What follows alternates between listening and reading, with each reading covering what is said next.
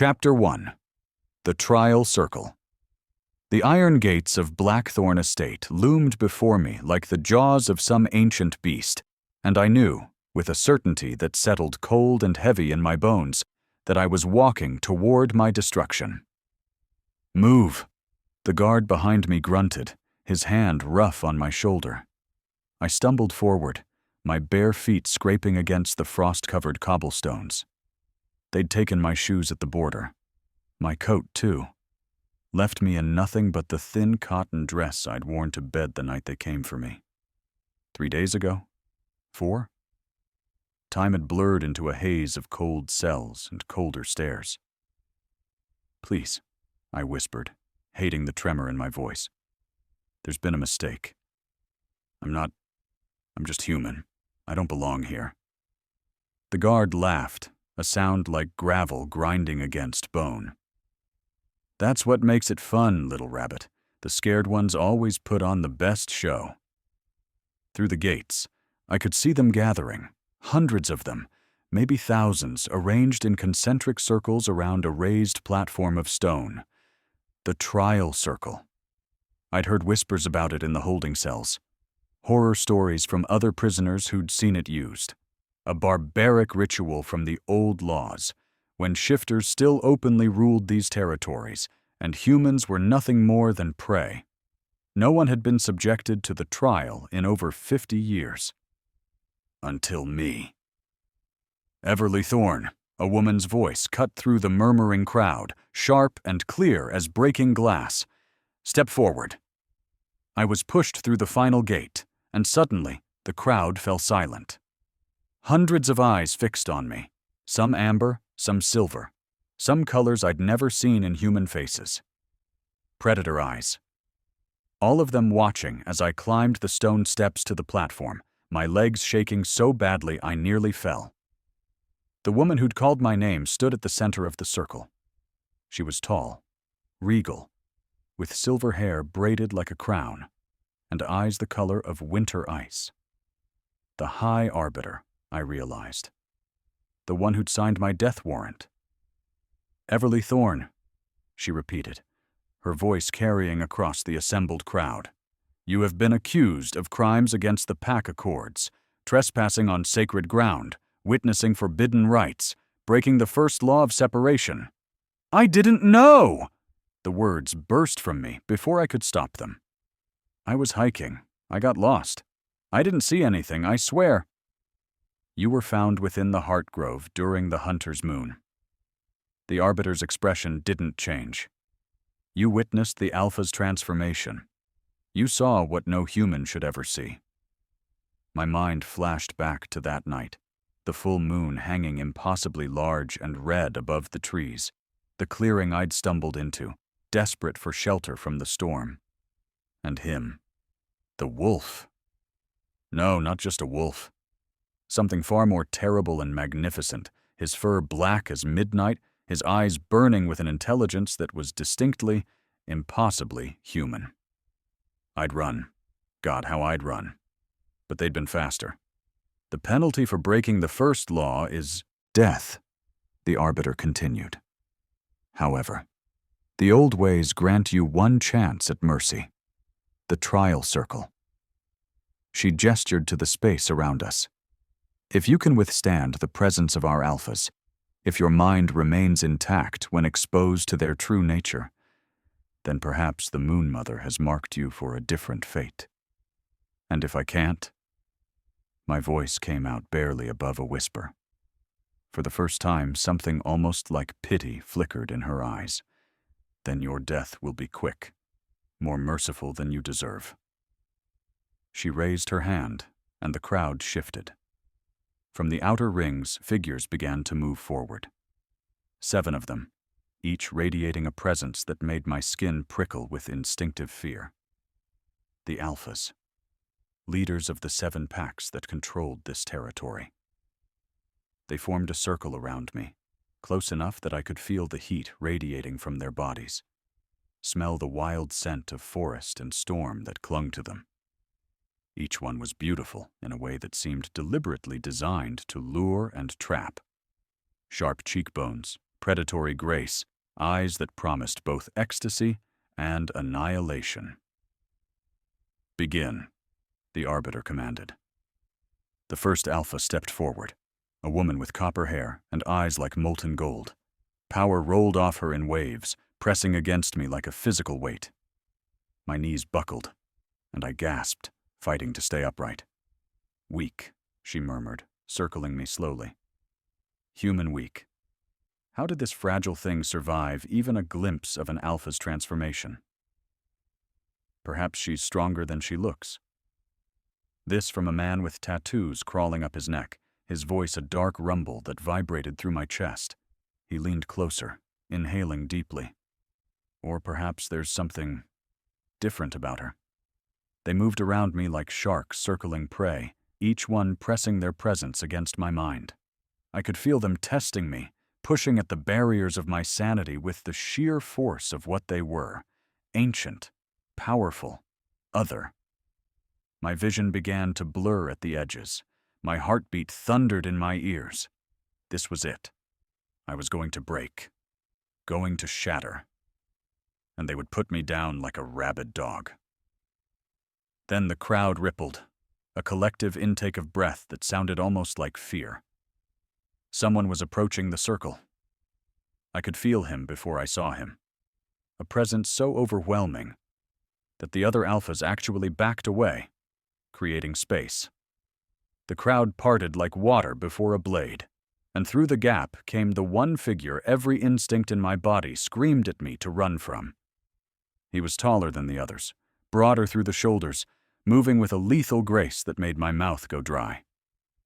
Dark hair fell across a face carved from granite and shadow, all sharp edges and brutal beauty. But it was his eyes that froze me in place, wolf amber, burning with recognition as they locked onto mine. I knew those eyes. The wolf from the Heart Grove, the creature I'd seen transform under the hunter's moon. This was him. Enough. His voice was barely above a whisper, but it carried the weight of absolute command. The other alphas immediately stepped back, their expressions carefully neutral. "Clear the circle." "High Alpha Cade," the arbiter said, surprise evident in her tone. "The trial is not yet—" I said, "Clear it." He didn't take his eyes off me. "Now." The arbiter hesitated only a moment before gesturing to the others. They retreated to the outer edge of the platform, leaving me alone with him in the center of the circle. Cade closed the distance between us in 3 strides. Up close, he was even more devastating and more dangerous. I could see the barely leashed violence in every line of his body, the way his hands flexed at his sides like he was fighting the urge to reach for me or destroy me. "You," he said softly, and there was something raw in that single word. Wonder, fury, confusion. How is this possible? I don't understand. My voice shook. "I don't know what you want from me." His hand lifted and I flinched, expecting a blow. Instead, his fingers stopped just short of touching my face, hovering there like he was afraid I might vanish, or afraid of what would happen if he made contact. "Look at me," he commanded. "Really look." I forced myself to meet his gaze, and the world tilted. Power slammed into me, not the testing pressure of the other alphas, but something infinitely more profound. I could feel his wolf, vast and terrible, pressing against the barriers of his human form, could feel the weight of his dominance, his rage, his hunger. But beneath it all, something else. Something that called to a part of me I'd never known existed. Around us, I heard gasps, shocked murmurs rippling through the crowd. Cade's eyes had gone wide, his entire body going rigid. When he finally spoke, his voice was hoarse with disbelief. "Impossible. You're human. You can't be—" But he didn't finish, because at that moment, his hand finally made contact with my skin, just his fingertips brushing my cheek, and the world exploded into light and shadow, and the overwhelming scent of storm-soaked pine. Every alpha in the circle dropped to one knee, and Cade stared at me like I'd just torn his entire world apart. Chapter 2. The Impossible Bond. The silence that followed was absolute. I stood frozen in the center of the trial circle, Cade's fingertips still burning against my cheek, while every single alpha in attendance knelt with their heads bowed. The crowd beyond had gone deathly still, 1,000 shifters holding their collective breath. Cade jerked his hand away like I'd scalded him, but the damage was already done. Whatever had just happened, whatever impossible thing had passed between us, everyone had witnessed it. "This isn't possible," he said again. But his voice had lost its certainty. His amber eyes searched my face like he was trying to solve an equation that shouldn't exist. "You're human. I can smell it on you.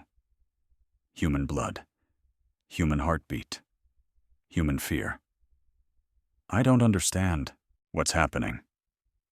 My legs finally gave out, and I sank to my knees on the cold stone. "Please, I just want to go home." "Home?" He laughed, but there was no humor in it. "You don't have a home anymore, Everly Thorne. The moment you stepped into the Heart Grove, the moment you saw what you saw, you ceased to belong to the human world." The High Arbiter had risen from her kneel, her expression carefully controlled, but her ice-blue eyes sharp with calculation. High Alpha. What just occurred? The others felt it, the submission. Even I felt the pull, too. She stopped, as if the words themselves were dangerous. "We must convene the council. Immediately." "No." Cade's response was immediate, absolute. "No council. Not yet." "But the signs—" I said no, Liana. He turned to face her fully, and even from where I knelt, I could feel the weight of his dominance pressing outward. "I need time to understand this, to understand her." "Time is a luxury we may not have," the Arbiter, Liana, said carefully. "If she truly is what that moment suggested, then every pack within 1,000 miles will have felt the echo. They'll be coming. The old bloodlines, the purists, those who still remember the prophecies. Let them come." Cade's jaw tightened. "She's under my protection now. Anyone who touches her answers to me." The declaration sent another ripple through the crowd. I saw wolves exchange glances, some excited, others wary. A few looked openly hostile. "You can't protect me from something I don't even understand," I said, my voice steadier than I felt. "What happened? What did they feel?" Cade looked down at me, and for just a moment, his carefully controlled mask slipped. I saw confusion there. Fear, even. And something else. Something that made my breath catch. Longing. "Get up," he said quietly. "We're leaving. I'm not going anywhere with you until someone tells me. Now, Everly." He reached down, and this time when his hand wrapped around my arm, I felt it again, that electric pulse of connection, like lightning jumping between our skin. His sharp intake of breath told me he felt it too. "Please. There are too many eyes here. Too many who would use you to get to me." The genuine concern in his voice made my decision. I let him pull me to my feet, acutely aware of how his hand lingered on my arm a moment longer than necessary before he released me. "The trial?" I asked Liana. "Postponed," she said, her gaze moving between Cade and me with an expression I couldn't read. "Until we understand the nature of what we witnessed. But know this, human. You are not free. You cannot leave these lands. You cannot return to your old life. Whatever you are, whatever you're becoming, you belong to us now." The words should have terrified me. Instead, I felt a strange sense of inevitability, like some part of me had been waiting for exactly this moment. Cade's hand found the small of my back, guiding me down the platform steps. The crowd parted for us, but I could feel their stares like brands against my skin. Whispers followed in our wake, some reverent, others angry. "Abomination!" I heard someone hiss, "The old blood rises," another murmured. "She'll destroy us all." Cade's hand pressed more firmly against my back, a gesture that was both protective and possessive. We reached a vehicle, a black SUV that looked military-grade, and he opened the passenger door, waiting until I climbed inside before closing it with careful control. When he slid into the driver's seat, the confined space suddenly felt impossibly small. I could smell him now. Pine and rain, and something wild that made my hindbrain scream warnings I couldn't quite interpret. He gripped the steering wheel hard enough that I heard the leather creak. "Talk to me," I said as he started the engine. "Please, I deserve to know what's happening to me." He drove in silence for several minutes, navigating through the estate grounds and out onto a narrow road that wound through dense forest. Finally, when the gates were far behind us, he spoke. "There's a legend. An old story most packs consider nothing more than myth." His knuckles were white on the wheel. "About a human who would come. Someone who carried the blood of the first wolves, so diluted by generations of human breeding that even they didn't know what they were. But under the right circumstances, in the presence of the right catalyst, that dormant blood could wake up. And you think that's me? That I'm some kind of, dormant werewolf? I don't know what you are." The confession seemed to cost him. "But when I touched you, when our skin made contact, something in my wolf recognized something in you. Not human. Not shifter. Something in between. Something that called to every dominant wolf in that circle and made them submit. But I didn't do anything. I don't have any power. You made 7 alphas kneel, Everly. Wolves who haven't bowed to anyone but me in decades. Whatever you are, however dormant it might be, there's power in you." He glanced at me, and the intensity in his eyes made my stomach flip. "The question is whether that power will be your salvation or your death sentence." We drove in silence again, the forest pressing close on either side. Finally, the trees opened up to reveal a structure that made me catch my breath, a massive lodge built of dark wood and stone, perched on the edge of a cliff overlooking a valley shrouded in mist. "Where are we?" "My home, the Alpha's den." He parked and turned to face me fully. "You'll stay here, under my protection, until we figure out what you are and what it means. And if I refuse, then you die." He said it simply, factually. "The council will vote for your execution, and I won't be able to stop them. Not without proof that you're worth saving. Not without understanding what happened in that circle." I stared at him. This beautiful, dangerous stranger who held my life in his hands. "You could have let them kill me. Back there, you could have let the trial run its course. Why didn't you?" Something flickered in his expression. Vulnerability, quickly masked. "Because when you looked at me in the Heart Grove 3 nights ago, when you saw me transform, and instead of screaming, you just stared. Like you were seeing something beautiful instead of something monstrous." He exhaled slowly. "No one has looked at me like that in a very long time." The confession hung between us, raw and unexpected. Before I could respond, he was out of the vehicle, coming around to open my door. When he offered his hand to help me out, I hesitated only a moment before taking it. That electric pulse again. Stronger this time. His fingers tightened around mine, and I saw his throat work as he swallowed hard. "Welcome to Blackridge," he said quietly. "For better or worse, Everly Thorne, this is your home now."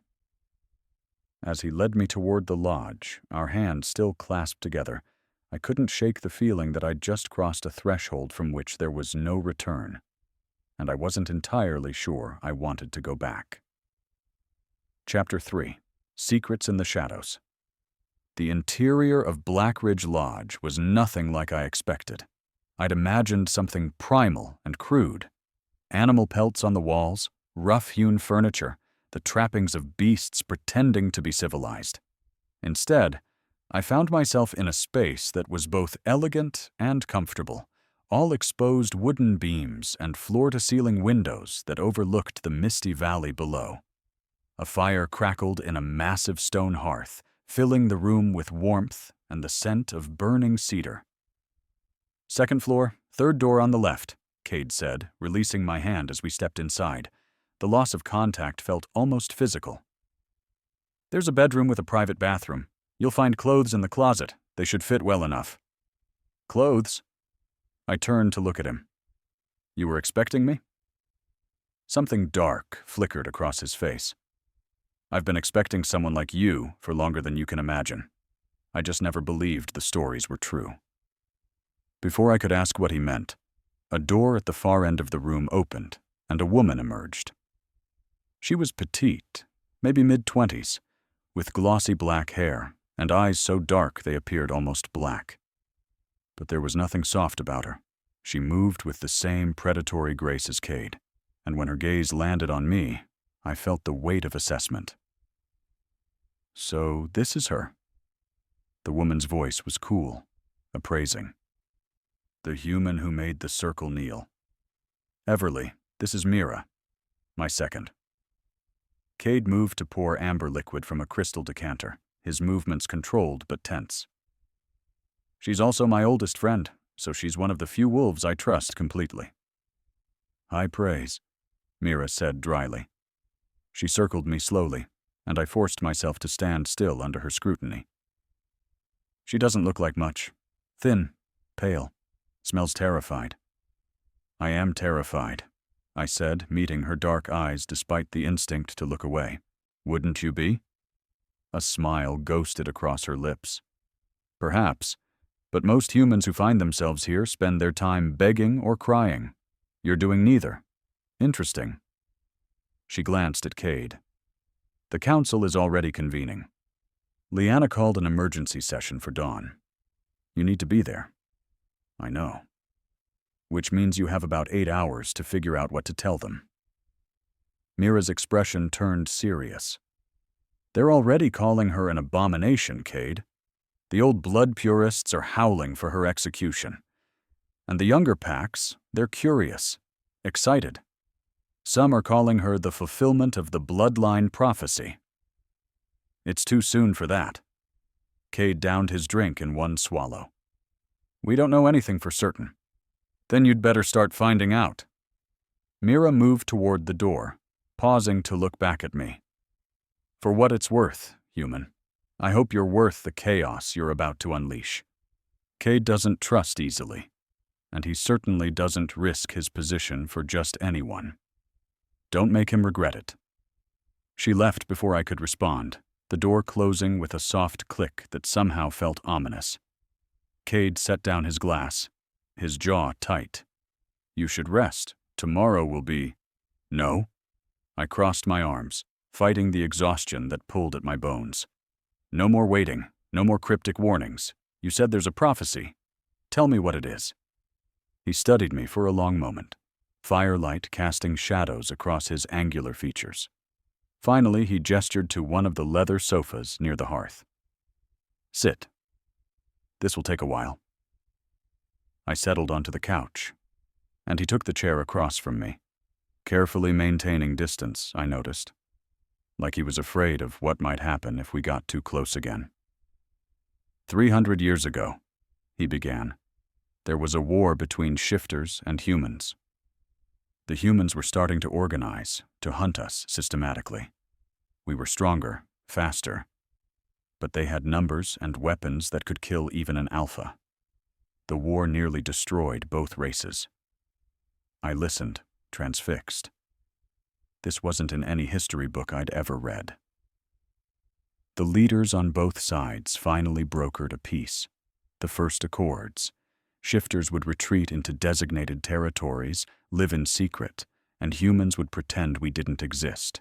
Total separation. The first law. He leaned forward, elbows on his knees. But the peace came with a price. A prophecy spoken by the last moon oracle before she died. What did she say? That separation could only last until the blood remembered itself.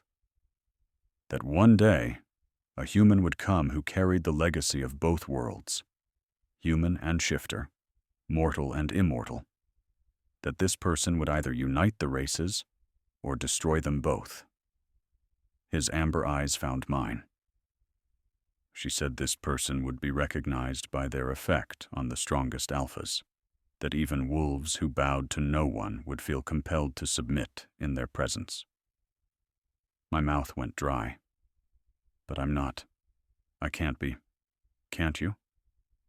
He stood abruptly, pacing to the window. You survived seeing my transformation, Everly.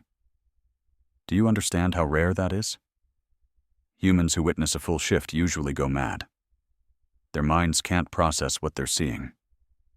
But you just stood there, watching, like you were meant to see it. I remembered that night. The terror, yes, but also something else. A strange sense of recognition, like I was seeing something my soul had always known existed. And today, in the circle, he continued, his voice rough. When I touched you, I felt my wolf react in a way it never has before.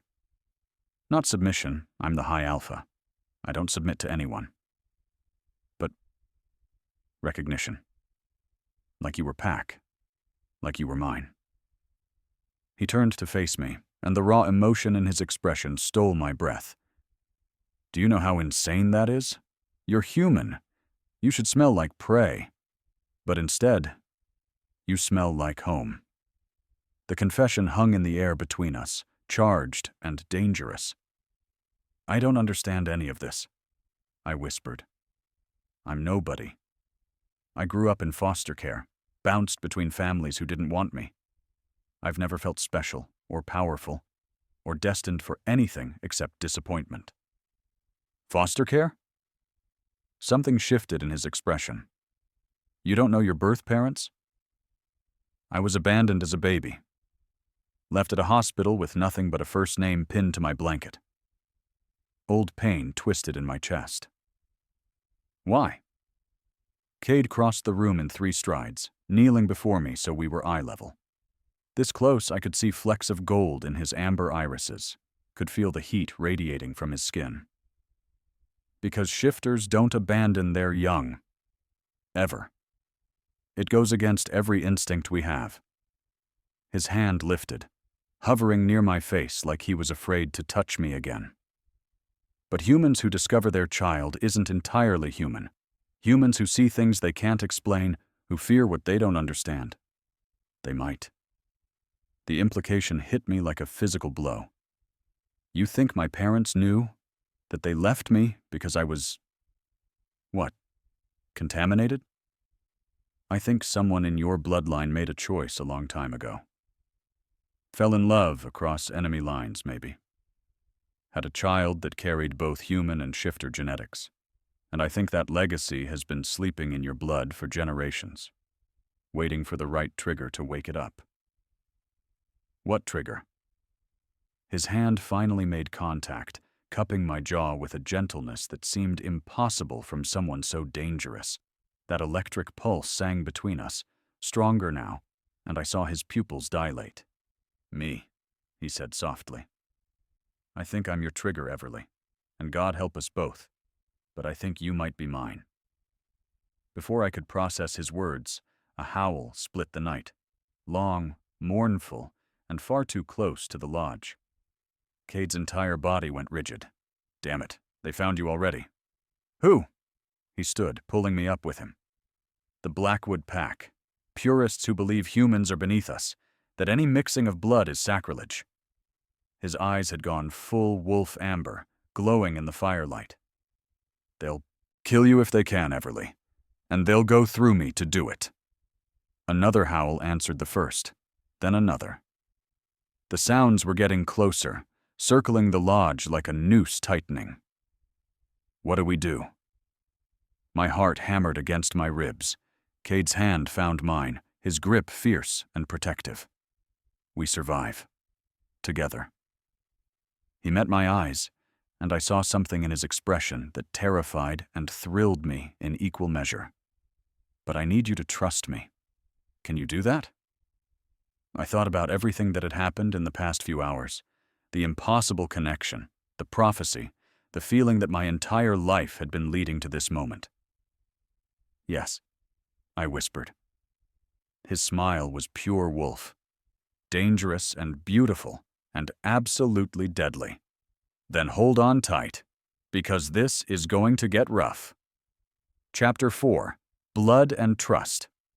The first wolf hit the window with enough force to crack the reinforced glass.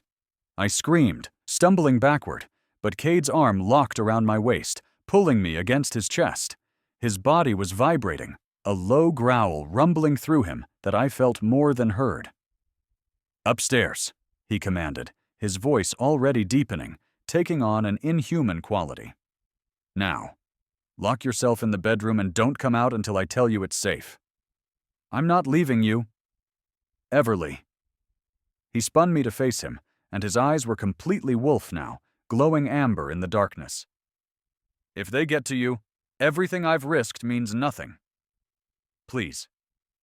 Go." Another crash, this time from the back of the lodge. The howls were deafening now, a chorus of rage and hunger that made every primitive instinct in my body scream at me to run, but I couldn't. The thought of leaving him to face this alone felt fundamentally wrong, like trying to breathe underwater. "I can feel them," I whispered, shocked by my own words. "I can feel how many there are. 7.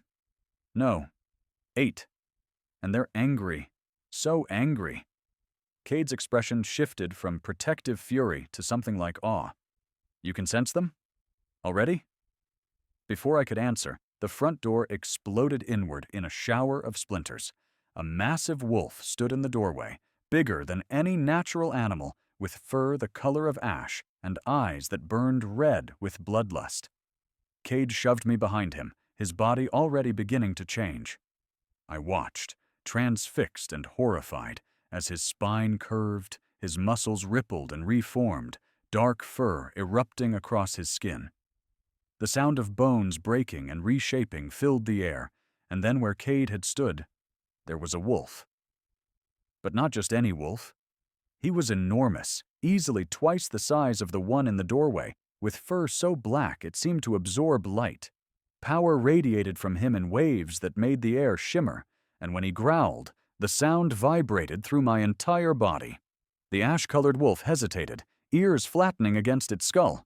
Then 5 more wolves poured through the broken door, and the lodge erupted into chaos. I ran. Not away, but toward the staircase, my mind racing. Cade needed help. But what could I possibly do? I was human, fragile, useless. Except I wasn't entirely human. Was I? Halfway up the stairs, something inside me snapped, not painfully, but like a lock clicking open. Heat flooded through my veins, and suddenly I could feel them all. Every wolf in the lodge, their emotions crashing over me like waves. Rage, hunger, fear, and underneath it all, something else. Something that responded to my presence. One of the attacking wolves broke away from the fight, bounding up the stairs toward me with jaws open wide. I should have been terrified, should have frozen. Instead, something primal and ancient rose up inside me, and I heard myself speak in a voice that didn't sound entirely like my own. "Stop!" The wolf skidded to a halt 3 steps below me, its eyes going wide. Then, impossibly, it whimpered and lowered itself to its belly, ears flat in submission. The fighting below stuttered to a halt. I felt every pair of eyes turn toward me, and the weight of their attention made my knees weak. But I forced myself to stand tall, to hold on to whatever this power was that had risen in me. "Enough," I said, and my voice carried through the lodge like a bell. "Leave. Now." The attacking wolves exchanged glances, clearly torn between their mission and the compulsion I could feel radiating from my words. One by one, they began to back away, all except their leader, the massive ash-colored wolf who faced off against Cade. This wolf didn't submit. Instead, it shifted, bones cracking and reforming until a man stood where the beast had been. He was tall, scarred, with steel-gray hair, and eyes that held nothing but contempt. "So the rumors are true," he said, his voice like gravel. "The High Alpha's found himself a pet mongrel, half-breed abomination. Careful, Marcus." Cade had shifted back as well, standing naked and unbothered, his body still thrumming with barely contained violence. Blood ran from a gash on his shoulder, but he didn't seem to notice. "You're in my territory. By rights, I could kill you for this." "By rights, we should kill her." Marcus's lip curled. "She's an insult to everything we are. Human filth contaminating the bloodlines. She just made 5 of your wolves submit with a single word," Cade said softly, dangerously. "That human filth has more power in her little finger than you'll ever possess." I descended the stairs slowly, acutely aware that I was still wearing nothing but my thin dress, that blood and broken furniture littered the floor, that these were predators who could tear me apart without effort. But something in me refused to show fear. When I reached Cade's side, his hand immediately found mine, that electric connection flaring between us. Marcus's eyes tracked the movement, and something ugly twisted his features. "You've bonded with her," he said, disbelief and disgust warring in his tone. "The High Alpha, bonded to a human. This is worse than we thought." "We haven't bonded," Cade said, but his thumb was tracing circles on my palm, and I could feel his wolf pushing against his skin, wanting out, wanting to claim. "Not yet." "Not yet," Marcus repeated. "But you will. I can see it. Smell it. The moon knows. Everyone can smell it." He looked at me with pure hatred. "Do you have any idea what you've done, girl? The chaos you've brought to our world?" "I didn't ask for any of this," I said, surprised by how steady my voice was. "I was just trying to survive a storm. You should have died in that storm." Marcus took a step forward, and immediately Cade was between us, his growl a clear warning. "You're going to destroy us. The prophecy says she'll unite us or destroy us," Cade interrupted. "That means there's a choice. A chance. There's no chance for abominations." Marcus gestured to his wolves, who had crept back into the room but remained at a careful distance. "The council will never accept her. The old bloodlines will never bow to something so impure. They already bowed," I said quietly, in the circle. Every alpha felt it. A fluke, a trick, moon magic twisting our instincts. But Marcus's voice lacked certainty. "It won't happen again." "Want to bet your life on that?" Cade's tone was mild, but I felt the threat underneath. "Because that's what you're doing by staying here, in my territory, threatening what's mine." The possessiveness in those last words made something in my chest tighten. "What's mine?" Marcus stared at us for a long moment, calculation in his cold eyes. "This isn't over. The Blackwood Pack doesn't accept her. We'll bring it before the council, and we'll make them see reason. Either she dies or she submits to testing. We need to know what she is." "She's under my protection," Cade said flatly. "That's all anyone needs to know. For now." Marcus shifted back into his wolf form in a fluid motion that still made me flinch. He looked at me one more time, and I felt the weight of his hatred like ice in my veins. Then he turned and loped out through the broken door, his pack following in his wake. The silence that followed was deafening. Cade's entire body sagged slightly, and I realized he'd been running on pure adrenaline and dominance. The gash on his shoulder was still bleeding, deeper than I'd thought. "You're hurt," I said, reaching toward him without thinking. His hand caught my wrist, but gently. "I'll heal. We heal fast." But he swayed slightly, and I saw the pain he was trying to hide. "Where's your first aid kit?" "Everly, I don't need... Let me help you." I met his eyes, saw the war between his pride and his exhaustion. Please, you protected me. Let me do this one small thing. Something in his expression softened. Bathroom, under the sink. I found the supplies and returned to find him sitting on the edge of the ruined couch, his head in his hands.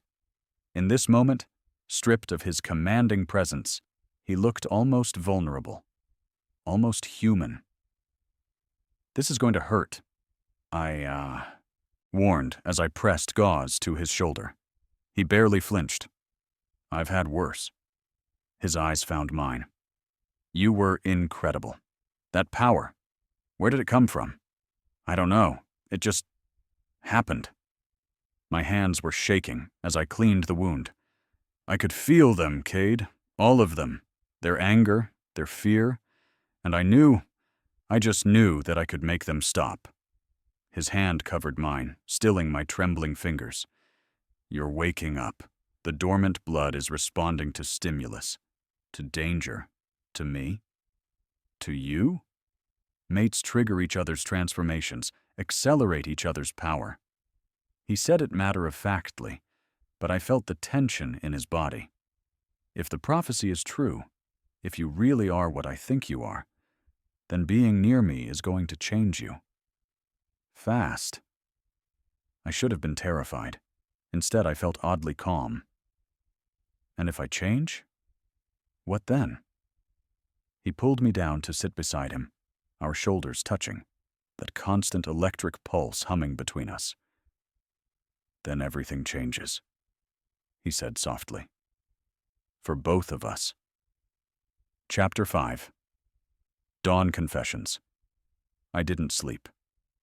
After bandaging Cade's shoulder and helping him board up the shattered door and windows, he'd finally relented and gone upstairs to rest. But I couldn't. My mind was spinning, my body humming with an energy I didn't understand. So I sat by the dying fire, wrapped in a blanket, watching the sky slowly lighten from black to deep purple. In a few hours, the council would convene. They would decide my fate. And despite Cade's protection, despite the power that had somehow manifested in me, I knew it might not be enough. You should be sleeping. I turned to find Cade in the doorway, now wearing dark jeans and nothing else. The bandage on his shoulder was already spotted with fresh blood, but he moved without any sign of pain. His hair was damp, like he'd just showered, and water droplets still clung to the defined muscles of his chest. I forced my eyes back to the fire. Couldn't. Too much in my head. He crossed the room, settling onto the couch beside me, closer than necessary, his warmth immediately seeping through the blanket. Talk to me. What are you thinking? That I miss my old life, I admitted. My apartment, my job at the bookstore, the coffee shop where I went every morning. Normal, boring, safe things. I pulled the blanket tighter. And then I think about how empty it all felt. How I always felt like I was waiting for something without knowing what. And now? Now I'm terrified. But I also feel awake. Like I've been sleepwalking through my entire life and only just opened my eyes. I looked at him. Does that make any sense? More than you know. His gaze was intense, searching. I've been high alpha for 8 years. I've led my pack through territorial wars, political upheavals, challenges to my authority. I thought I knew what my life was supposed to be. He reached out, his fingers ghosting along my jaw. Then I saw you in the Heart Grove, and everything I thought I knew turned to ash. My breath caught. What did you see? That night. His hand dropped, and he looked away. I was hunting. Every hunter's moon, I go to the Heart Grove to run, to let my wolf have full reign away from the pack. It's the one night I don't have to be the alpha. I can just be. His voice turned rough. I was in full wolf form when I caught your scent. Human. Lost. Afraid. You could have killed me. I should have. The admission was stark. By all rights, by every law we have, I should have torn you apart for trespassing on sacred ground. Instead, he turned back to me, and the vulnerability in his eyes made my chest ache. Instead, I circled you, watched you, and when you finally saw me, really saw me, and you didn't scream, didn't run, you just stared at me with these wide eyes like I was something miraculous instead of monstrous. You were, I whispered. You were beautiful. I'm a killer, Everly. I've taken lives, human lives when necessary. I'm not some noble beast from a fairy tale. I know. And somehow, I did know. I could feel the weight of violence in him, the blood on his hands, the burden of leadership that had hardened him into something sharp and unforgiving. But I could also feel the loneliness, the isolation, the desperate hunger for connection that he buried under layers of dominance and control. And you're still beautiful. The sound he made was half laugh, half growl. You're going to destroy me. I thought I was going to destroy your world. Same thing. He shifted closer, his thigh pressing against mine through the blanket. The truth is, Everly, I stopped being just an alpha the moment I saw you.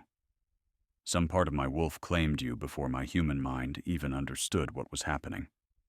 That's why I had you arrested instead of killed. Why I came to the trial circle when I could have stayed away. Why I'm willing to go to war with my own counsel to keep you safe. The mate bond, I said. That's what Mira called it. What Marcus accused you of. It's more than that. His hand found mine under the blanket, our fingers intertwining. The electric pulse was constant now, a living thing between us. Mate bonds are common enough among shifters. But what we have, what I feel when I touch you, it's deeper. Older. Like our souls recognized each other across lifetimes. I should have been skeptical. Should have laughed at the melodrama of it. But I felt it too. That bone-deep certainty that I had been meant to find him. That every terrible thing that had happened to me had been leading me to this moment. What happens at the council meeting? I asked. His jaw tightened. They'll want proof. They'll want to test you. See if you really carry shifter blood. The tests. He stopped, his grip on my hand tightening. They're not pleasant. Will they hurt? Probably, but that's not what worries me. He turned to face me fully, his free hand coming up to cup my cheek. The tests force a transformation. If you really are what the prophecy says, if you have dormant shifter genetics, the tests will wake them up. Violently. And if your body can't handle the change, I'll die. Yes. The word was barely audible. And I won't let that happen. Then what choice do we have? He stared at me for a long moment, something wild and desperate flickering in his eyes. We could run. Leave these territories. Go somewhere the council can't reach us. You'd give up everything? Your pack? Your position? For you? His thumb traced my lower lip, and I felt the tremor in his hand. Yes. In a heartbeat. The confession stole my breath. This man, this powerful, dangerous alpha, was offering to abandon his entire world for someone he'd known for less than a day. It should have felt insane. Instead, it felt inevitable. I can't let you do that, I said softly. If I really am what they say, if I'm supposed to unite the shifters and humans, then running would doom both our peoples. The prophecy doesn't go away just because we hide from it. Pride flickered in his expression. You're braver than most warriors I know. I'm terrified. Brave people usually are. He leaned closer, his forehead resting against mine. But you don't have to face this alone. Whatever happens at the council, whatever they decide, I'm with you. I'll stand between you and anyone who tries to hurt you. Even if it costs you everything? Especially then. His nose brushed against mine, his breath warm on my lips. Because somewhere between seeing you in that grove and watching you make my enemies submit with a single word, you became my everything. The kiss was inevitable, gentle at first, questioning, his lips barely grazing mine. But then I leaned into him, my hand fisting in his hair, and the gentleness shattered. He pulled me onto his lap, the blanket falling away, his hand spanning my waist as he kissed me like he was drowning, and I was air. Heat flooded through me. Not just desire, though that was there too, sharp and urgent, but something more. That electric pulse between us amplified, spreading through my entire body until I felt like I was burning from the inside out. Cade jerked back, his eyes going wide. Your eyes. Everly, your eyes. What about them? They're glowing, like a wolf's. His voice was awed, terrified. The bond. God, the bond is accelerating the change. I could feel it now, something moving under my skin, restless and powerful. Not painful, but strange. Foreign. My fingernails had sharpened into points, and when I looked down at my hands, I saw faint veins of silver light pulsing beneath my skin. Is this normal? My voice came out breathless. I don't know. I've never seen anything like this. He held my face between his hands, his gaze roaming over my features like he was memorizing them. How do you feel? Like I'm becoming something new. Something... I stopped, trying to find the words. Something that was always supposed to be there.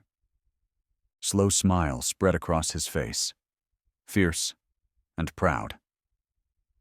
Then let it come. Don't fight it. I've got you.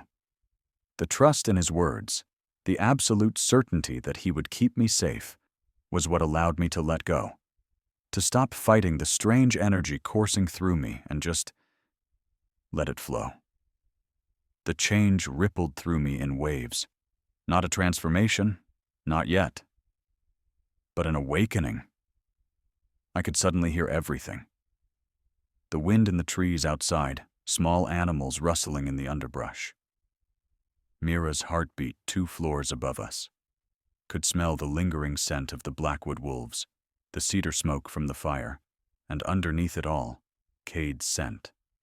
Pine and rain and something uniquely, perfectly him. Beautiful, he murmured, and when I opened my eyes, when had I closed them, I saw wonder in his expression. You're beautiful. What's happening to me? You're coming home, he said simply. To yourself, to your power, to me. Outside, the sun finally crested the horizon, painting the sky in shades of gold and crimson. It's time, Cade said quietly. The council will be gathering.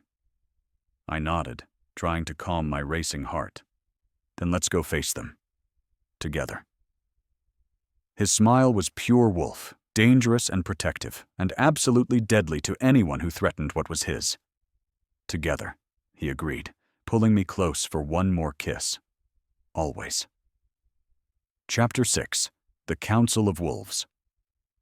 The council chambers were carved into the mountain itself, a vast cavern with walls of smooth black stone that seemed to absorb sound and light. Torches flickered in iron sconces, casting dancing shadows across the assembled wolves who filled the tiered seats rising up from the central floor. There had to be over 100 of them. Maybe more. All watching as Cade led me down the narrow stone steps, his hand firm and warm around mine. Don't let go, I whispered, my newfound senses overwhelmed by the press of so many predators in one space. Never, he promised, his thumb tracing circles on my palm, a gesture that was becoming familiar. Grounding. At the base of the chamber, 7 stone thrones sat in a semicircle. 6 were already occupied by the regional alphas I'd seen at the trial circle. The 7th, the largest, positioned at the center, remained empty. Cade's throne. Lyanna stood before the assembled council, her silver hair gleaming in the torchlight. When she saw us approach, something flickered in her ice-blue eyes. Not quite sympathy, but close. "Hi, Alpha Cade," she announced, her voice carrying through the chamber. "You bring the human before the council as requested." "I bring Everly Thorn," Cade corrected, and there was steel in his tone. "Who stands under my protection?" Murmurs rippled through the crowd. I caught fragments of whispered conversations, some curious, others hostile. My heightened hearing picked up every word, every inflection, until the weight of their judgment pressed against my skull like a vice. "Your protection won't save her from judgment," came a voice from the shadows. Marcus emerged into the torchlight, his gray hair pulled back, his scarred face set in harsh lines. "The Blackwood Pack has filed formal charges, violation of the first law, contamination of sacred ground, and now—" His gaze raked over me with open disgust. "Suspected use of illegal blood magic to manipulate the council." "Blood magic?" Cade's laugh was sharp. "She's barely begun to understand what she is. She hasn't had time to learn magic of any kind." "Then explain what happened in the trial circle." This from the alpha with copper hair, the woman who'd circled me like prey. "Explain how a human made 7 alphas submit. That's not natural. That's not possible without dark manipulation." "Unless she's exactly what the prophecy predicted," Mira said, stepping out from where she'd been standing in the shadows behind Cade's throne. "Unless she's the bloodline." The word sent shockwaves through the chamber. Wolves shifted restlessly, some leaning forward with hungry interest, others drawing back as if I carried a plague. "The bloodline is a myth," Marcus spat. "A story to comfort ourselves during the war. There is no human who carries our blood.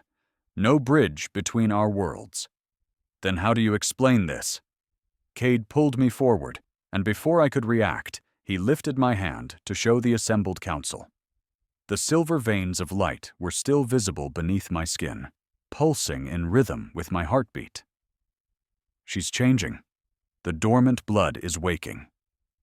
Gasps echoed through the chamber. I felt 100 pairs of eyes fixate on my hand, on the impossible proof of what I was becoming.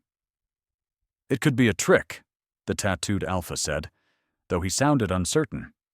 "Illusion magic, fey glamour." "Feel her presence," Cade commanded, his voice carrying the full weight of his dominance. "All of you, open your senses and tell me she's just human." I didn't know what he wanted me to do, but something in me responded to his command. That same power that had risen during the attack on the lodge surged up again, and I felt it roll out from me in waves, invisible, but undeniable. The reaction was immediate. Wolves throughout the chamber tensed, their heads turning toward me like flowers following the sun. I felt their wolves recognize something in me, something that called to the ancient parts of them that remembered the time before separation, before the war. Several of the younger wolves actually whimpered, their eyes dropping in automatic submission. "Impossible," Marcus breathed, but even he had taken a step back, his body language defensive. "The tests," Liana said quietly, and the chamber fell silent. "If she truly carries the bloodline, she'll survive them. If not..." She didn't finish, but we all knew what she meant. "The tests will kill her," Cade said flatly. "She's not ready for that kind of forced transformation." "Then she's not the bloodline?" Marcus's smile was cruel. "Just a human with a parlor trick who got lucky. The punishment for violating the first law is death. Execute her now and be done with it." "No." Cade's voice cracked like a whip, and power flooded the chamber, so intense that several wolves dropped to their knees. "She lives. By my authority as High Alpha, she lives." "Your authority only extends so far," the copper-haired alpha said carefully. "The council can overrule you if 5 of the 7 alphas vote against you. That's the law." Cade's hand tightened around mine, and I felt genuine fear radiate from him for the first time. He couldn't protect me, Not if the council voted for my execution. Wait. The word left my mouth before I'd consciously decided to speak. There's another option. All eyes turned to me. Cade looked down, confusion and concern warring in his expression. What option? Lyanna asked. I took a deep breath, trying to project confidence I didn't feel. You want proof I'm the bloodline? The tests would provide that proof.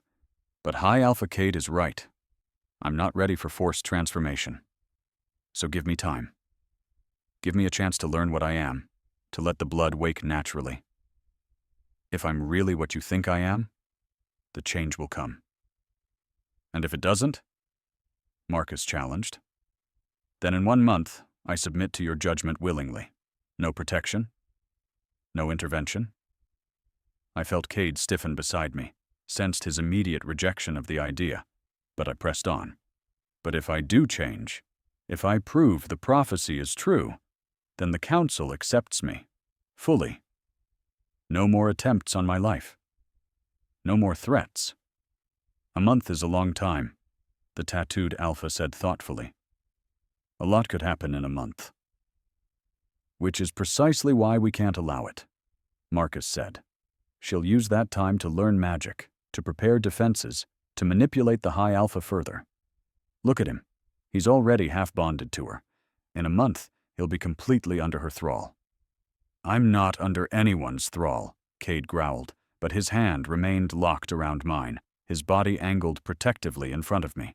His actions spoke louder than his words. Prove it, Marcus said, his smile sharp. Leave her here. Let the council guard her during this month of transformation. If you're not bonded, if you're not compromised, you should have no problem walking away. The suggestion was a trap, and everyone knew it. If Cade left me with the council, there was no guarantee I'd survive even a day, let alone a month. But if he refused, it would confirm Marcus's accusation, that he was too emotionally compromised to lead objectively. I'll stay with her, Mira said suddenly, moving to stand beside us.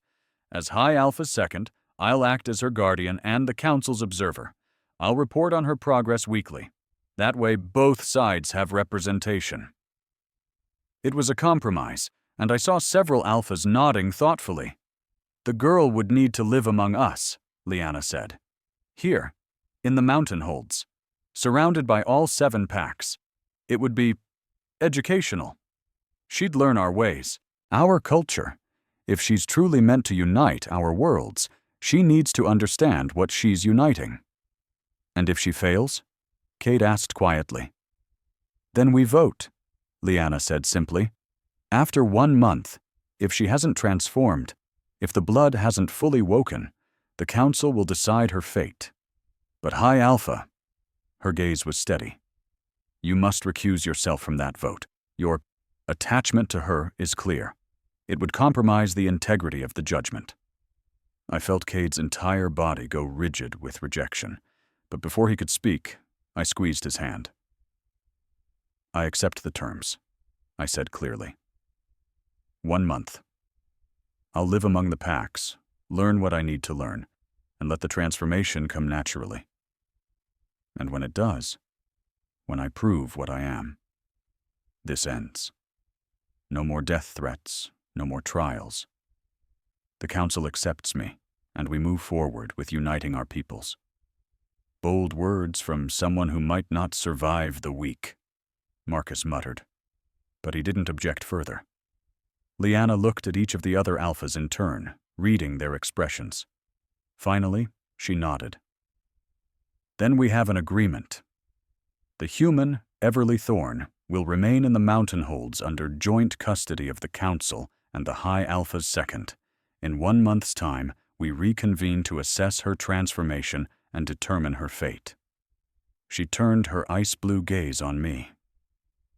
Pray the Moon Mother is merciful, child, because we are not known for our mercy.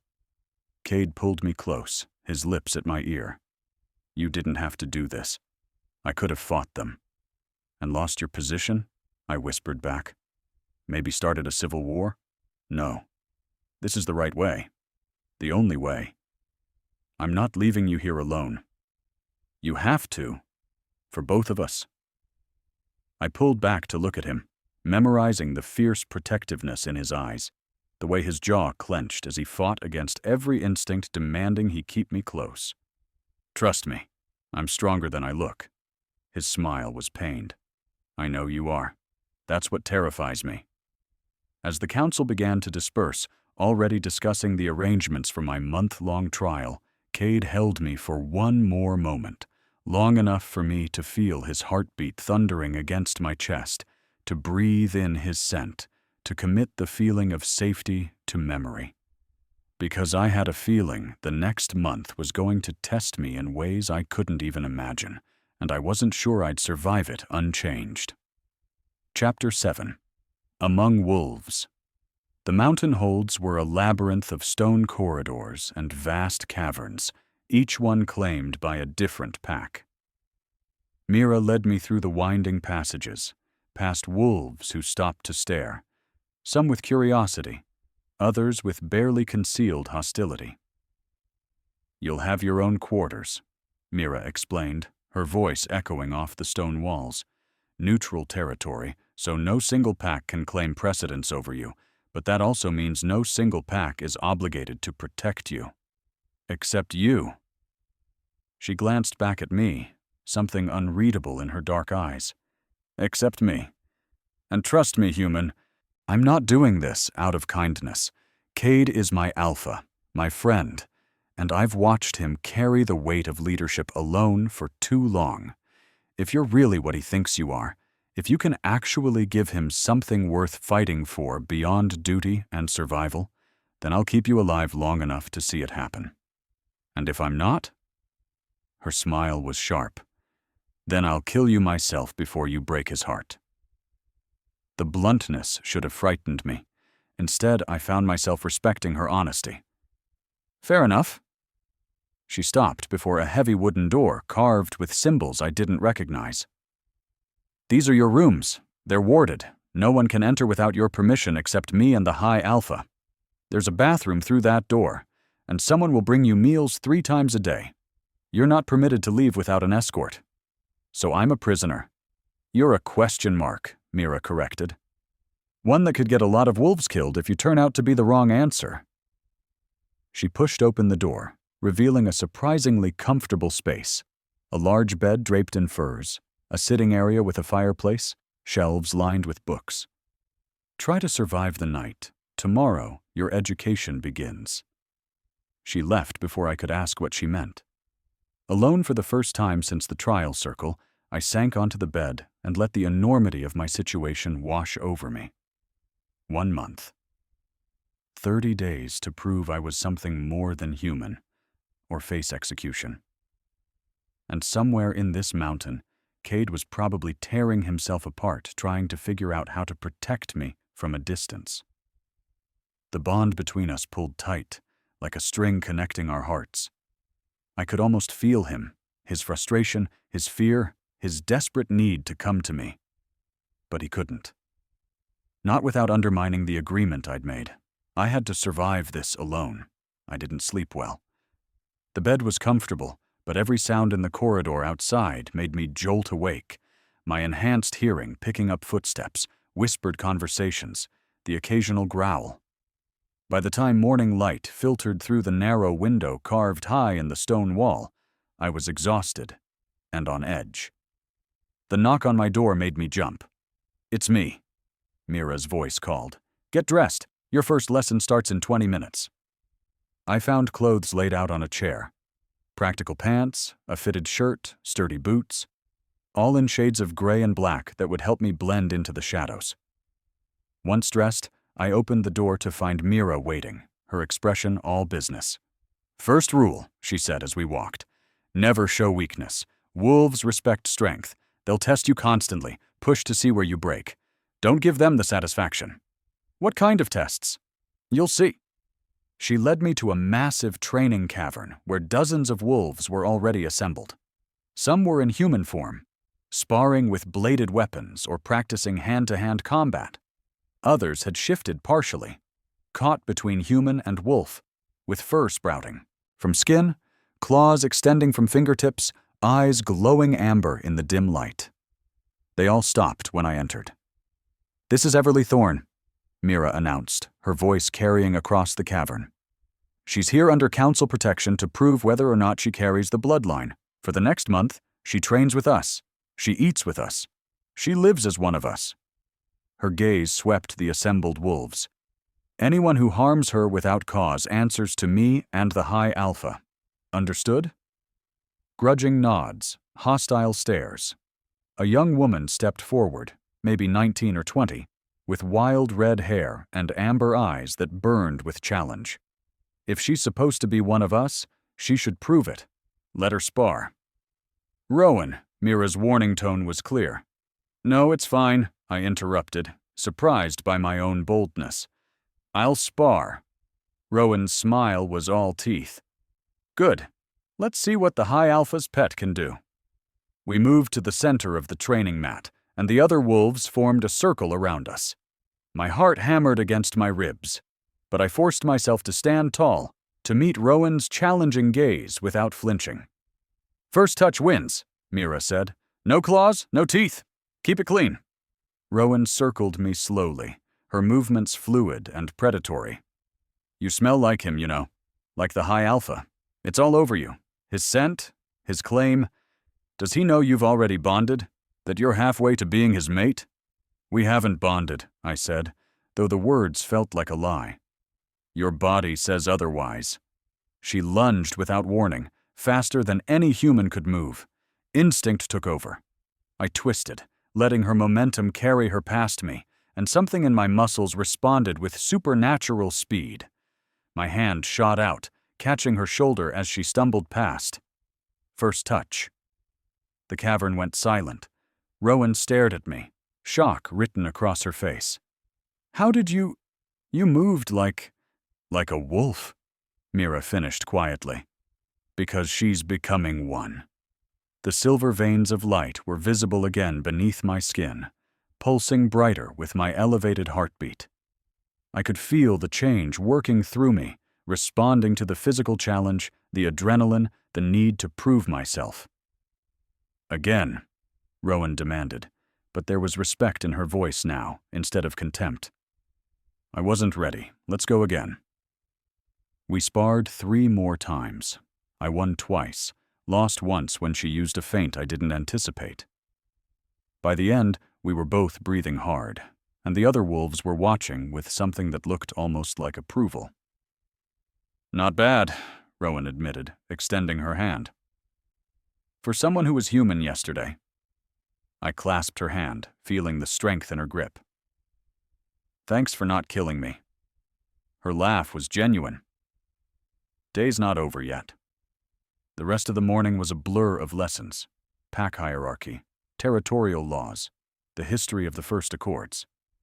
My mind absorbed it all with a clarity I'd never possessed before, like my awakening blood was sharpening my cognition along with my physical abilities. But it was the afternoon session that changed everything. Liana herself appeared in the training cavern, her silver hair braided, her ice-blue eyes assessing. "Everly, come with me. There's someone you need to meet." Mira started to follow, but Liana held up a hand. "Alone. This is council business." Every instinct screamed at me not to go, but I had no choice. I followed Liana through passages that delved deeper into the mountain, the air growing colder, the stone walls closing in. Finally, we reached a heavy iron door, guarded by 2 massive wolves. "What's through there?" I asked. "Answers," Liana said simply. "To questions you don't even know you're asking." She pushed open the door, and I found myself in a small chamber lined with ancient books and scrolls. In the center, hunched over a desk covered in papers, sat an old woman. Ancient, really. Her skin paper-thin and marked with intricate tattoos that seemed to move in the flickering candlelight. "This is Elder Moira," Liana said, "the last Moon Oracle's apprentice, the only one left who remembers the prophecy in its entirety." The old woman looked up, and her eyes, milky with cataracts, somehow seemed to see straight through me. When she spoke, her voice was like dry leaves rustling. "The child of two worlds," she whispered. "The bridge that was promised. Come closer, girl. Let me see what the Moon Mother has wrought." I stepped forward on trembling legs. Moira reached out with gnarled hands, her fingers finding my face, tracing the bones of my skull, my jaw, my throat. Her touch was ice cold, and where her fingers pressed, I felt something stir. Ancient recognition, like my blood was responding to hers. "Yes," Moira breathed. "Yes, I see it now. The old blood, diluted, but not destroyed, waiting, watching, gathering strength across generations." Her hands fell away, and she looked at Lyanna. "She is the one. The prophecy child. Born of human flesh but carrying the soul of the first wolves. Are you certain?" Lyanna's voice was tight. "As certain as death." Moira turned back to me. "But child, you must understand. The prophecy does not promise salvation. It promises choice. You will unite the worlds or destroy them both. The path you walk leads to one of two endings, and no one, not even the Moon Mother, knows which you will choose." "What choice?" I asked, my voice barely above a whisper. "What am I supposed to decide?" Moira's smile was sad, knowing. "When the time comes, you'll know. You'll feel it in your bones, in your blood, in the bond that ties you to him. And whatever you choose, child, will echo across both our peoples for generations to come." She turned back to her desk, dismissing us without another word. Lyanna led me back through the corridors in silence. Finally, as we neared my quarters, she spoke. "The council will hear Moira's testimony tonight. Many will still doubt. Some will continue to call for your death.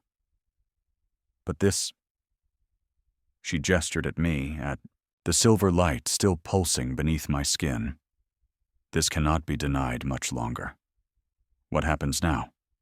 Now you continue to change, to learn, to grow into what you're meant to be." Her ice blue eyes softened slightly. "And you prepare to make the choice that will define us all." She left me at my door, and I stumbled inside, my mind reeling. The prophecy child, the bridge between worlds, a choice that would determine the fate of both species. And somehow, through it all, one thought burned brighter than the rest. I needed Cade, needed his strength, his certainty, his presence to anchor me against the tide of destiny trying to sweep me away. As if summoned by my need, I felt the bond between us pulse. And I knew, somehow, that he felt it too. That wherever he was in this mountain, he was thinking of me just as desperately. Chapter 8. Midnight Crossing. 3 days passed in a blur of training, lessons, and scrutiny. I could feel myself changing. Not just physically, though the silver veins beneath my skin grew brighter with each passing hour, but fundamentally. My senses sharpened until I could track individual heartbeats through stone walls. My strength doubled, then tripled. Even my thoughts moved faster, processing information with supernatural clarity. But the hardest part wasn't the transformation. It was the absence. Cade's presence haunted me like a phantom limb. The bond between us pulled tighter with each day, until I felt like I was being slowly torn in two. I caught glimpses of him sometimes, standing in shadows at the edge of the training cavern, watching, or passing in the corridors with other alphas, his eyes finding mine for just a heartbeat, before duty pulled him away. We never spoke. The council had made it clear, no contact beyond what was absolutely necessary. They were testing both of us, seeing if our connection was strong enough to survive separation. It was torture. On the 4th night, I woke to find my room flooded with moonlight. The full moon hung outside my window, impossibly large and bright, and something in my blood sang in response. Power thrummed through my veins, begging for release. I needed to move, to run, to hunt. The wolf inside me was waking up, and it was hungry. I dressed quickly and slipped into the corridor, following instinct more than conscious thought. The guards posted outside my door had changed shifts an hour ago. I'd heard them. The new ones would be drowsy, less vigilant. Sure enough, they barely glanced at me as I padded past, my footsteps silent on the stone. Some part of me was already learning to move like a predator. The mountain holds were different at night. Quieter, but more alive somehow. I could hear wolves moving through distant passages, could smell the lingering scent trails they left behind. My enhanced senses painted a map in my mind, showing me the way through the labyrinth without conscious navigation. I found myself in the deepest part of the mountain, where the natural caves opened up into vast chambers untouched by pack construction. Stalactites dripped overhead, and an underground stream whispered over smooth stones. Moonlight filtered through cracks in the ceiling, creating pools of silver light. I was wondering how long it would take you to find this place. I spun to find Cade emerging from the shadows.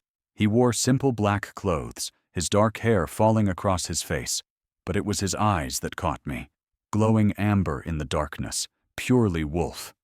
"You're not supposed to be here," I said, even as every cell in my body screamed at me to close the distance between us. "Neither are you." He moved closer, his gaze roaming over me with an intensity that made my skin flush. "You're changing faster than I expected. I can smell it on you. The wolf waking up. I can't control it." The confession felt dangerous, especially under the full moon. It's like something inside me is clawing to get out. "That's because it is." He was close enough now that I could feel the heat radiating from his skin. The first transformation is always the hardest, your body fighting between what it was and what it's becoming. "Will it hurt?" "Yes." His honesty was brutal, but I appreciated it. "But I'll be here. I won't let you face it alone." "Cade, if the council finds out you came to me, let them find out." His hand cupped my face, thumb tracing my cheekbone. "I've spent 4 days trying to stay away, trying to honor their demands. But the bond, Everly, it's killing me. Every moment I'm not with you feels like drowning." "I know." I leaned into his touch, feeling the electric pulse ignite between us. "I feel it too, like I'm being pulled in half." The mate bond doesn't wait for permission. It doesn't care about council politics or ancient laws. His forehead rested against mine. "It just is. And fighting it only makes it worse." "Then what do? "We stop fighting." His lips brushed mine, tentative at first. "We accept what we are to each other." The kiss deepened, and power exploded between us. I gasped against his mouth as heat flooded my body, the wolf inside me surging towards the surface in response to his proximity. My fingers dug into his shoulders, and I felt claws extend from my fingertips, sharp and deadly. Cade pulled back just enough to look at me, wonder in his expression. "Your eyes, they're fully wolf now, gold like mine. I can feel it happening. The change, it's so close. Do you trust me?" His voice was rough, barely human. "Yes." "Then let go. Stop fighting it. I'll guide you through." He led me deeper into the cavern, to where the moonlight was strongest. There, in a pool of silver light, he began to undress. Unself-conscious. Practical. When he stood naked before me, all lean muscle and dangerous grace, I felt my breath catch. "The transformation destroys clothes," he explained. "Unless you want to wake up naked and freezing, you'll want to do the same." My hands trembled as I undressed, hyper-aware of his gaze tracking every movement. But there was nothing predatory in his eyes, only reverence, protection, and something deeper that made my chest ache. When I stood before him, vulnerable and terrified, He took my hands. "Feel the moon," he said softly. "Let it call to what's inside you. Don't fight the pain. Flow with it. Your body knows what to do. Trust it." I closed my eyes, reaching for that power that had been building inside me. The wolf rose eagerly, no longer a foreign presence, but an integral part of who I was becoming. I felt my bones begin to shift, heard them crack and reform, and the pain was excruciating. Cade's hands tightened around mine. "I'm here. You're not alone. Let it come." His presence was an anchor. With him beside me, the pain became manageable, purposeful. My spine curved, muscles rippling and reforming. Fur erupted across my skin, not the midnight black of Cade's wolf, but silver white, like moonlight given form. The transformation seemed to last forever, and no time at all. When it finally completed, I found myself on 4 legs, seeing the world through new eyes that caught every detail in the darkness. I was a wolf. Cade shifted beside me in a fluid motion that spoke of centuries of practice. His massive black wolf dwarfed mine, but when he pressed his muzzle against my neck, the gesture was gentle. Protective. Beautiful. His voice echoed in my mind, and I realized with shock that I could hear his thoughts through the bond. "You're absolutely beautiful." "This is real," I thought back, wonder flooding through me. "I'm really one of us. You always were. You just needed to remember." We ran then, through the cavern system and out into the mountain forests beyond. He led and I followed, learning to trust my new body, my new instincts. The world was different through wolf eyes, richer, more vibrant, alive with scents and sounds I'd never imagined. But more than that, I felt complete, like I'd been missing a piece of myself my entire life and had only just found it. We ran until the moon began to set, until exhaustion pulled at my muscles and made my steps clumsy. Only then did Cade lead us back to the cavern, where he shifted first and helped guide me through the reverse transformation. The pain of shifting back was just as intense, but his hands on my skin, his voice in my ear, made it bearable. When I finally stood on 2 legs again, trembling and covered in sweat, he wrapped me in his arms. "You did it," he murmured against my hair. "Your first shift? And it was perfect. I couldn't have done it without you. We're stronger together." He pulled back to look at me, his expression serious. "The council will know by morning. They'll smell the change on you. This changes everything, Everly." "Good." I was surprised by the steel in my own voice. "Let them know. Let them see what I am. I'm not hiding anymore." Pride flickered in his eyes. My brave mate. The word hung between us. Mate. Not just bond or connection, but the full acknowledgement of what we were to each other. "Is that what I am?" I asked softly. "Your mate? If you'll have me." Vulnerability crept into his expression. "I know this isn't how it's supposed to happen. You deserve courting, choice, time to decide. But the bond chose for us," I finished. "I know, and I'm not sorry." His kiss was different this time. Not desperate or hungry, but tender. A promise. When we finally pulled apart, I saw the first hints of dawn creeping through the cavern ceiling. "You need to get back before they notice you're gone," he said reluctantly. "Come with me." "I can't. Not yet. But soon." He pressed his forehead to mine one last time. "The month is almost half over. When it ends, when the council convenes again, we'll stand before them together. As mates. As partners. And we'll show them what unity really looks like." I dressed quickly, committing every detail of this moment to memory. His scent, his warmth, the way the dying moonlight painted silver across his skin. When I slipped back into my quarters just as dawn broke, Mira was waiting. "You shifted." It wasn't a question. She could obviously see the change in me, the way I moved, the glow in my eyes, the confidence in my posture. And he was there. Yes. She studied me for a long moment, then nodded slowly. Good. It's about time you both stopped pretending. You're not angry? Angry? I'm relieved. A rare smile crossed her face.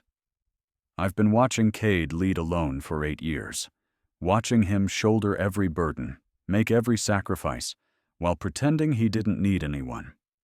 If you're really his mate, if you're really strong enough to stand beside him, then maybe he'll finally remember what it's like to be more than just the high alpha. She left me to rest, but I couldn't sleep. My body hummed with residual power, my mind replaying every moment of the transformation, of running beside Cade beneath the moon. Everything had changed, and I was ready to face whatever came next. Chapter 9. The challenge news of my transformation spread through the mountain holds like wildfire. By midday, every pack knew that the human had shifted, that the prophecy might actually be true. The reaction was split. Some wolves looked at me with new respect, even awe. Others regarded me with increased hostility, as if my transformation was a personal threat. Marcus was among the latter. He cornered me in the training cavern 3 days after my first shift, his scarred face twisted with contempt. A dozen Blackwood wolves flanked him, their eyes gleaming with malice. "So the pet learned a new trick," he drawled, circling me slowly. "Tell me, half-breed, did the High Alpha teach you to roll over too?" Laughter rippled through his pack. I felt Mira tense beside me, her hand moving toward the blade at her hip. But I shook my head slightly. This was my fight. Jealous, Marcus? I kept my voice level, channeling the confidence Cade had awakened in me. Angry that I accomplished in 4 days what you've spent your whole life trying to achieve? His eyes flashed dangerously. And what's that?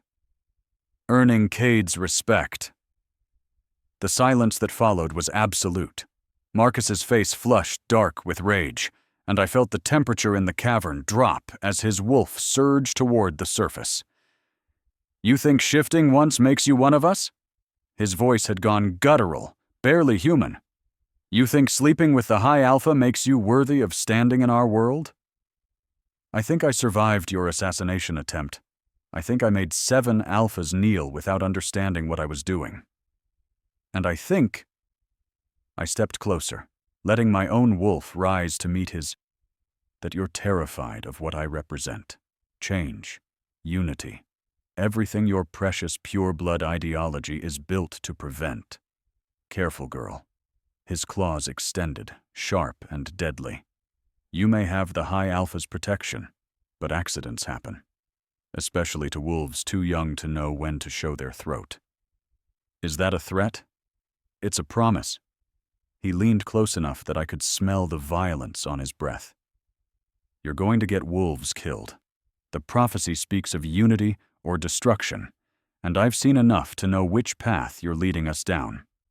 When the chaos comes, and it will come, I'll be there to put you down like the rabid mongrel you are. Try it. The words left my mouth before I could stop them, my wolf rising with a snarl. Right here, right now. Let's see which of us is stronger. Mira's hand clamped on my arm. Everly, don't... But it was too late.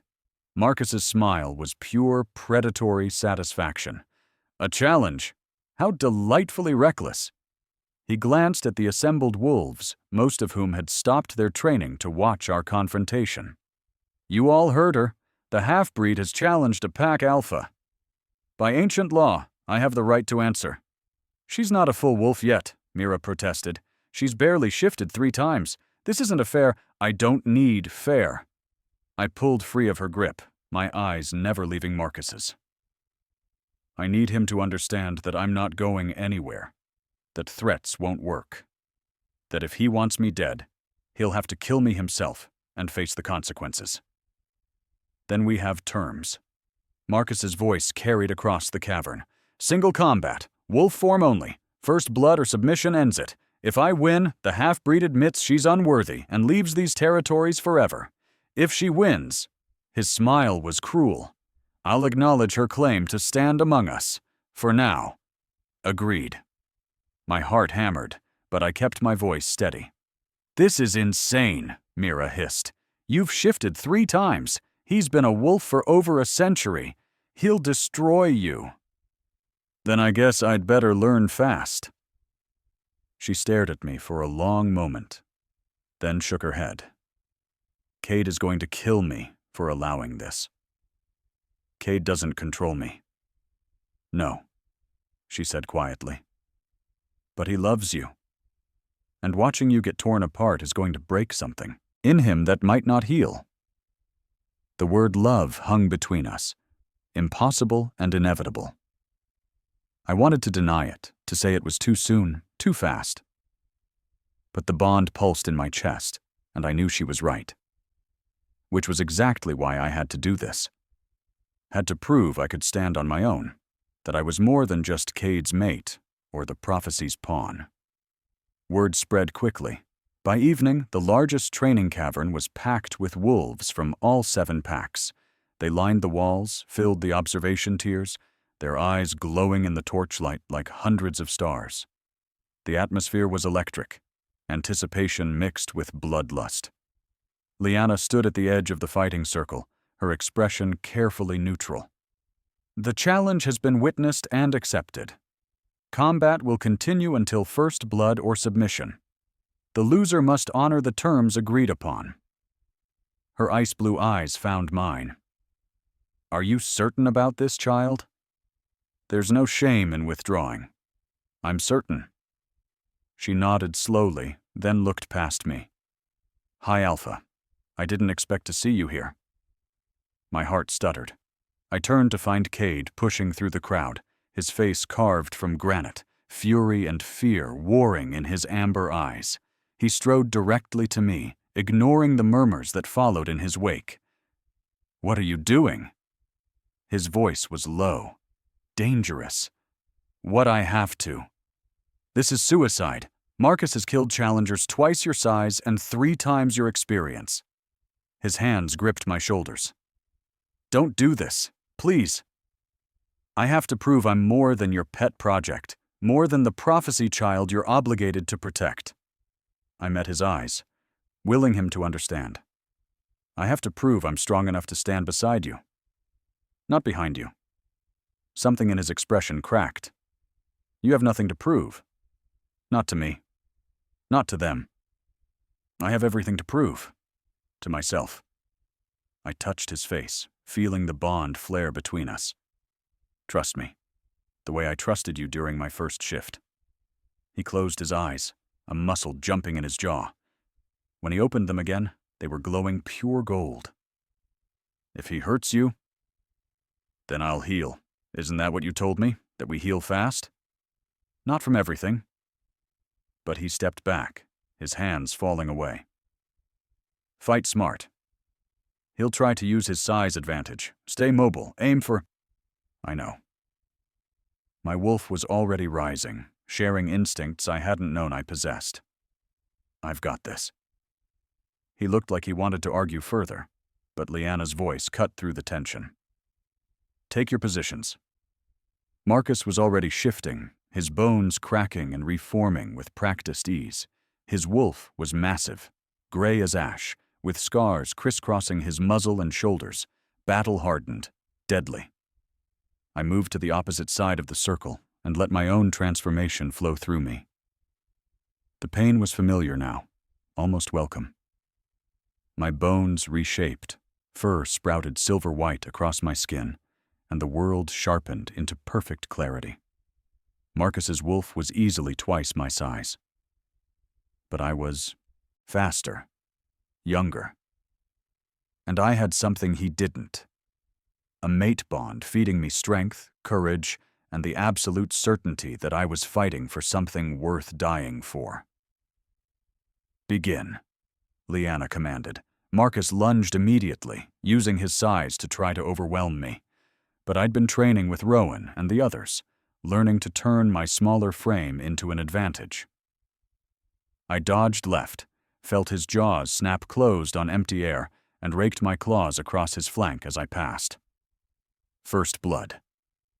Shocked gasps echoed through the cavern. Marcus wheeled to face me, surprise flickering in his red eyes. He'd expected to end this quickly, brutally. Instead, I'd drawn first blood in the opening seconds. But I'd also made him angry. He came at me again, feinting right before lunging left. I wasn't fast enough. His shoulder caught me in the ribs, sending me tumbling across the stone floor. Pain exploded through my side, and I heard Cade's growl of rage from the edge of the circle. "Get up!" my wolf snarled. "Get up and fight!" I rolled to my feet just as Marcus's jaws closed around my hind leg. Agony shot through me, but I twisted, using my teeth to tear at his ear. He released me with a yelp, blood streaming from the ragged wound. We circled each other, both bleeding now, both breathing hard. The crowd had gone silent, watching with rapt attention as we danced around each other, looking for openings. "You're stronger than him." Cade's voice echoed through the bond, and I realized with shock that I could hear his thoughts even in this form. Not physically, but here. I felt him tap his chest, his heart. "You have more to fight for. Use it." Marcus charged again, and this time I didn't dodge. I met him head-on, our bodies colliding with bone-jarring force. We rolled across the floor, teeth and claws seeking purchase, neither willing to yield. He was stronger, more experienced. But I was desperate, fueled by the need to prove myself, to protect the future I'd glimpsed with Cade, to show every wolf in this mountain that I belonged. When we finally broke apart, both of us were bleeding from multiple wounds. My silver fur was matted with blood, mine and his. But I was still standing, still fighting. Marcus's wolf stared at me with what might have been respect flickering beneath the hatred. Then he shifted back to human form, naked and covered in blood, his chest heaving. "Enough," he rasped. "You've made your point, half-breed." I shifted back as well, ignoring my own nakedness, the pain radiating from a dozen wounds. "Say it. Say I've earned the right to stand among you." His jaw clenched, fury and grudging respect warring in his expression. Finally, he inclined his head. Barely, but enough. "You've earned it, for now." He turned to address the assembled wolves. "Let it be known. Everly Thorn has faced an alpha in single combat and survived. She has the right to walk among us as one of our own." The cavern erupted in howls, some triumphant, others angry, but all acknowledging what had just occurred. Then Cade was there, wrapping a cloak around my shoulders, his hands gentle despite the fury still burning in his eyes.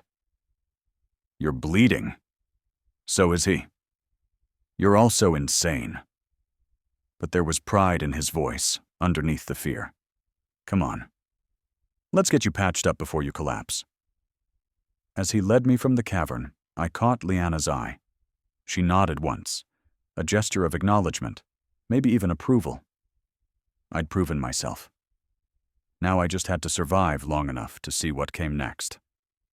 Chapter 10. The Breaking Point. Cade didn't take me back to my quarters.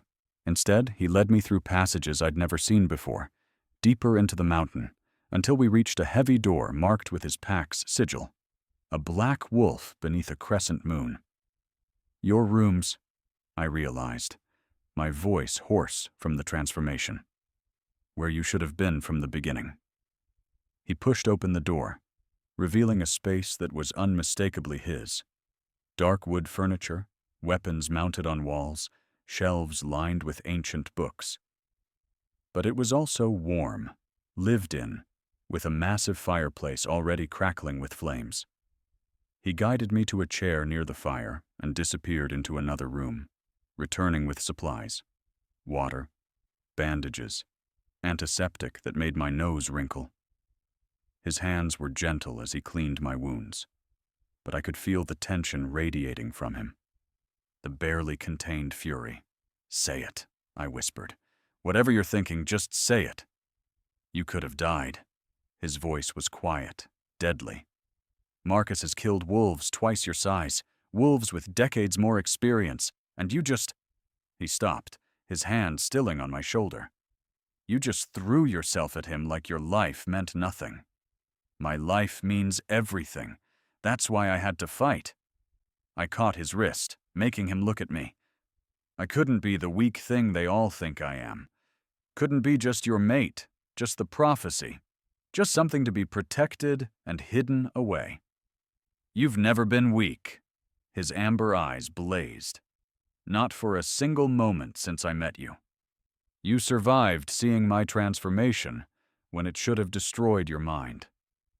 You faced the trial circle with more courage than most warriors I know. You agreed to live among wolves who want you dead, just to give everyone time to accept what you are." His thumb traced my jaw. "You have nothing to prove. Least of all to me. Then why does it feel like I'm constantly one mistake away from losing everything?" "Because you are." The honesty hurt, but I needed it. This world, our world, doesn't forgive weakness. The packs respect strength above all else. What you did tonight, surviving against Marcus, that bought you something no amount of prophecy could, their respect, but it also painted a target on your back. A bigger one than I already had? His smile was grim. Much bigger. You humiliated a pack alpha in front of the entire council. Marcus will smile and nod and pretend to accept you, but he'll be planning revenge. And he won't be alone. The purists, the old bloodlines, they'll see you as even more of a threat now. Good. I stood, ignoring the way my wounds pulled. Let them come. Let them see what happens when they underestimate me again. He was on his feet immediately, his hands framing my face. "This isn't a game, Everly. You can't just—" "I'm not playing." The wolf in me rose, lending steel to my voice. I've spent my whole life being underestimated, being the girl no one wanted, the one who was always too much trouble, too strange, too other. I'm done with that. If I'm going to unite two worlds, I need to be strong enough that no one questions my right to try. You're already strong enough. His forehead pressed against mine. You just don't see it yet. Then show me. The words came out breathless. Show me what you see when you look at me. His kiss was his answer, fierce and claiming and filled with everything he couldn't put into words. I melted against him, ignoring the pain from my wounds, focusing only on the electric heat of our connection, the way our bond sang with recognition and need. He pulled back, breathing hard. You're injured. You need to rest, to heal. I need you. I pulled him back to me. I've needed you since the moment I saw you in the Heart Grove. Stop trying to protect me from everything, including this. Something in his expression shifted, the last wall crumbling.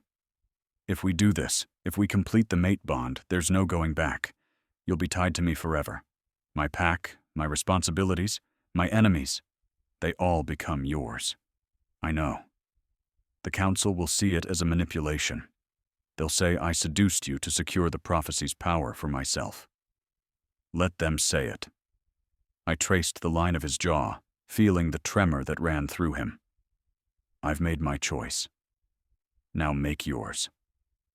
He swept me up in his arms, carrying me to his bed with a gentleness that belied his strength. The sheets were soft against my skin as he laid me down, his body covering mine, careful of my injuries but unable to stay away. I choose you, he whispered against my throat. I've been choosing you since the moment you looked at me like I was something worth saving instead of something to fear. The mate bond completed between us like a star exploding, brilliant, overwhelming, irrevocable. I felt his soul twine with mine, felt the full weight of his wolf recognize its other half. Every emotion, every thought, every desperate hope he'd been hiding crashed over me in waves. He loved me, completely, impossibly, with a devotion that should have been terrifying, but instead felt like coming home, and I loved him just as fiercely. When we finally lay tangled together, our hearts beating in sync, I felt the last pieces of my transformation click into place. I wasn't human anymore, wasn't fully wolf either. I was something new, something the world had never seen before. The bridge between worlds, just like the prophecy promised. The council meets in 3 days, Cade said quietly, his fingers tracing lazy patterns on my skin. They'll see the completed bond. They'll know what we've done, and they'll have to accept it. I turned to face him. The month isn't over yet, but I've proven what I am. I've shifted. I've fought. I've earned my place among the packs. Some will never accept you. Marcus, the purists. They'll see this as the beginning of the end. Maybe it is. I thought about Elder Moira's words, about the choice I would have to make. The end of separation, the end of hiding, the end of pretending our peoples can live apart forever. And the beginning of what? Unity. If we're brave enough to reach for it. I pressed my hand over his heart, feeling it beat steady and strong beneath my palm. Or destruction. If we fail. We won't fail. His certainty wrapped around me like armor. Not together. A howl echoed through the mountain, long, mournful, filled with warning. Cade tensed, his entire body going on alert. What is it? Trouble. He was already moving, pulling on clothes with practiced efficiency. That's the alarm. Something's breached the outer defenses. I dressed quickly, my healing wounds protesting, but already knitting back together. By the time we reached the door, Mira was there, her face grim. "Hunters," she said without preamble. "A full battalion, heavily armed. They're at the mountain's base, demanding entrance." Hunters? I felt ice slide down my spine. Human hunters? They claim they've tracked a fugitive to our territory, someone who violated the first accords. Mira's dark eyes met mine. They're asking for you by name, Everly, and they have council authorization to extract you by force if necessary. Cade's growl was pure menace. Over my dead body. That might be what they're counting on. Liana appeared behind Mira, her expression grave. The human government has invoked their right under the Accords. They claim Everly Thorne is wanted for crimes against humanity, specifically for conspiring with shifters to break the separation. They have witnesses. Documentation. They're demanding a trial. A trial? My voice came out strangled. I didn't conspire with anyone. I stumbled into the Heart Grove by accident. They don't care about truth. They care about maintaining separation. Liana's ice blue eyes were sympathetic, but unyielding. And right now, you represent the greatest threat to that separation the world has ever seen. If you've truly bonded with our High Alpha, if you truly carry both human and wolf blood, then you're living proof that the Accords are failing. What do they want? You. Hand it over for human justice. She paused. Or war. The word hung in the air like a death sentence. Cade pulled me against his side, his arm a steel band around my waist. They're not taking her. Then you're choosing war. Liana's voice was tired, resigned. The council will meet in emergency session within the hour. But Cade, you need to understand what you're risking. If we refuse to hand her over, if we fight human authorities to keep her, we void the Accords. We go back to open conflict. Thousands will die on both sides. So we just give up? I pulled away from Cade, fury rising in my chest. We just let them execute me for the crime of being what I was born to be? No one said anything about execution. That's exactly what they're planning. The certainty settled in my bones. They can't risk what I represent. A bridge between worlds means the end of their power, the end of the comfortable separation they've built their entire society around. I looked at Cade, at Mira, at Liana. If I go with them, I'm dead within the week. We all know it." "Then you don't go." Cade's voice was absolute. "We fight. And start a war that will kill thousands?" I shook my head. "There has to be another way." "What other way?" Mira demanded. "They have the law on their side. The accords are clear.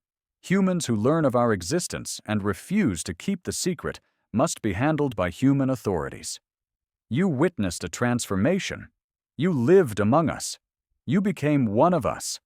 By their laws, you've committed treason against your own species. Then maybe it's time for new laws." The words came out stronger than I felt. Maybe the accords were always meant to be temporary, a bandage on a wound that never properly healed. And maybe I'm supposed to rip that bandage off, no matter how much it hurts. Liana stared at me for a long moment. "You understand what you're saying?" "What it means?" "I'm saying the prophecy was right. I will either unite our worlds or destroy them both." I straightened, feeling the wolf inside me rise to meet the challenge. "And I'm choosing unity. Whatever it costs, whatever it takes. Then we stand with you." Cade's hand found mine.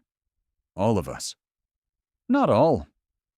Marcus stepped from the shadows, a dozen Blackwood wolves at his back. "Some of us remember what human unity cost us last time. Some of us would rather die fighting than bow to human law again." "Then we have a problem," I said quietly. "Because I'm not asking anyone to bow.